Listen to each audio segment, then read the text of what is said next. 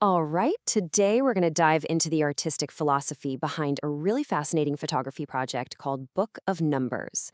It's such a perfect example of how a simple creative rule, in this case, finding numbers out in the wild, can completely change how a photographer sees the world and all the little stories happening inside it. Right off the bat, the photographer calls it a visual meditation. And that one phrase really sets the stage for everything. See, this isn't just some scavenger hunt for digits. It's really an exercise in paying attention, about finding that hidden poetry in everyday life, and seeing the order that kind of bubbles up from the chaos of the street. This is our way into the whole journey. So, how does this actually work? Well, the whole project is built on one simple but really powerful idea: using numbers as visual anchors in the chaos of a city scene. What started out as this fun little observation game turned into a much, much deeper exploration of composition and what pictures can actually mean. The secret sauce here is something called the visual anchor. In every photo, the number itself isn't really the star of the show. Nope, it's the starting point for your eye. It's the first thing you notice, right? And from that one anchor point, your gaze can wander and explore the rest of the image. The texture of a peeling wall, the way the light hits a corner, or maybe some quiet human moment happening just off to the side. And this is where it gets really interesting. That simple anchor technique becomes this gateway to some seriously deep themes. All of a sudden, a peeling number on a brick wall isn't just a number. It's a thought piece on aging, on what lasts and what doesn't. The random way a sign is placed becomes this little study in chance versus order. It just elevates these simple street scenes into something way more philosophical. But here's the thing. This is not just a random jumble of photos. There is a very deliberate rhythm to it. The photographer isn't just collecting images. They're telling a story. And the order of the photos is a huge part of the narrative they're trying to build. And that's the whole point, right? We're not just flipping through a catalog of found numbers. We're actually being guided through a story that's built from all these little fragments. Each photo is like a piece of a puzzle, but when you put them in the right sequence, they tell a much bigger, more powerful story. And the way the story progresses is just beautiful. It starts with single digits. These photos often feel really intimate, personal, like a close-up.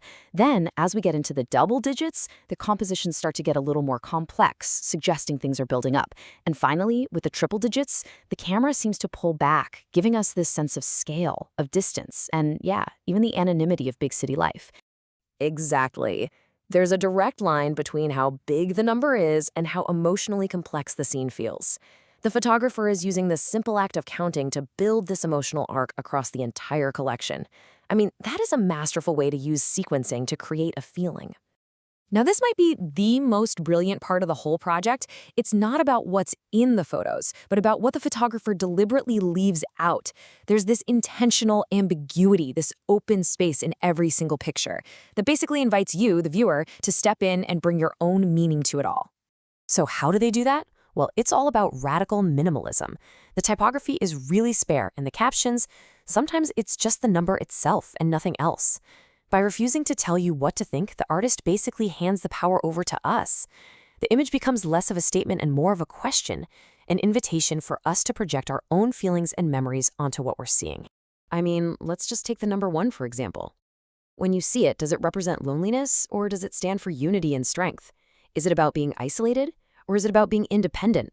The photograph asks the question, but you're the one who provides the answer.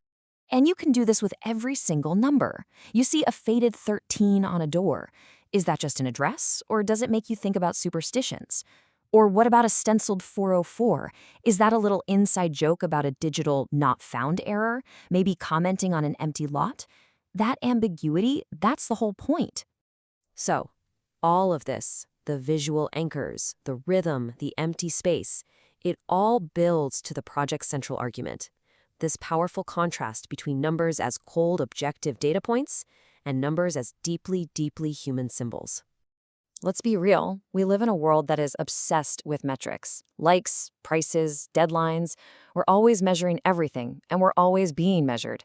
This project is like a quiet little rebellion against all that. It asks us to just stop and reconsider the language of numbers, to see them not just as data, but as things that can carry stories and emotions. It's like numbers have two completely different personalities. On one side, you've got the cold markers, the impersonal data like prices and dates that just organize our world. But on the other side, you have human symbols, numbers that connect to our age, our memories, our identity, and the pure random chance that shapes our lives. This project finds its magic right where those two worlds collide. So after going through this whole journey through numbers, what are we supposed to walk away with? Well, I think it's a reminder of a very simple but really profound truth about what we choose to value. At the end of the day, yes, this is a photography collection about counting, but its real subject is everything that you can't count: emotion, memory, poetry, and the quiet, simple beauty of an ordinary moment. And that leaves us with a pretty powerful question, doesn't it? In a world so obsessed with data, what are the essential human details that we're all forgetting to see?